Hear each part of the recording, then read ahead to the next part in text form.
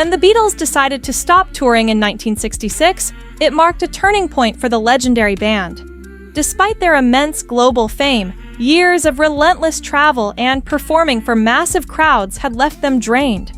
They chose instead to channel their energy into the studio, a decision that would give birth to some of their most revolutionary work, like Sgt. Pepper's Lonely Hearts Club Band in 1967 and the White Album in 1968.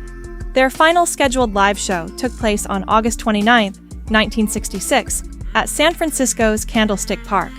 Aside from their iconic unannounced rooftop performance at Apple Corps in London on January 30, 1969, the Beatles never took the stage together again. Interestingly, the Get Back sessions of 1968 and 1969, which ultimately became the Let It Be album, were initially meant to reignite their passion for live shows, especially at Paul McCartney's urging. But with the band's breakup in 1970, those plans never materialized. As each member ventured into solo careers and occasional tours, it was clear they hadn't played live in quite some time. Before forming Wings in 1971, Paul McCartney released 2 solo albums, McCartney and Ram, eager to keep his creative spirit alive. One major reason Paul formed Wings was simply his longing to be in a band again and to get back on stage. Years earlier, he had even floated the idea that the Beatles do surprise pub gigs, but his bandmates didn't share his enthusiasm. Wings' original lineup included Paul's wife Linda McCartney on keyboards, drummer Denny Seiwell, and guitarist Denny Laine.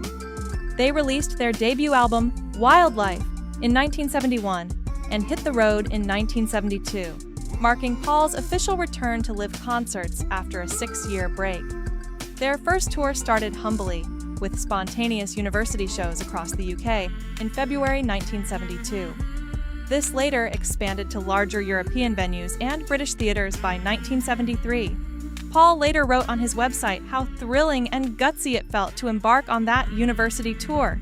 He described piling into a van, driving up the M1 motorway, and impulsively deciding where to stop based on town names they liked.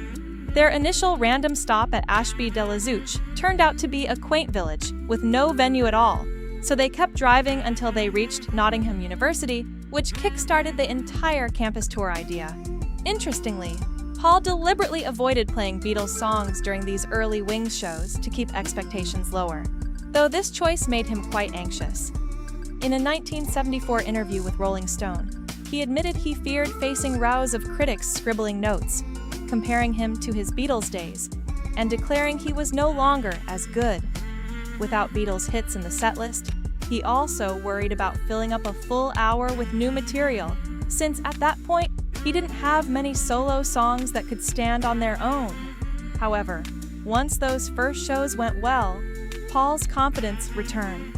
By the time they launched their official British tour, he felt completely at ease, knowing the band could easily win over audiences. He later reflected that the crowds loved it, and there was finally enough material that he didn't have to feel nervous anymore.